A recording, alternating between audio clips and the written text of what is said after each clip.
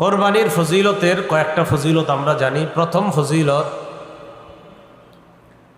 কোরবানির দিন কোরবানি করা, পশু জবাই করা, এটার চাইতে উত্তম শ্রেষ্ঠ কোনো এবাদত আল্লাহর কাছে নাই। মানে ফরজ এবাদত নামাজ তো আছে এটার পরে, এই কোরবানি নামক এবাদতের চাইতে উত্তম কোনো এবাদত কোরবানির দিন আর আল্লাহর কাছে নাই। তিরমিজি শরীফের 1493 নম্বর হাদিসের বর্ণনা, قال رسول الله صلى الله عليه وسلم ما عمل آدمي من عمل يوم النحر أحب إلى الله من إهراق الدم।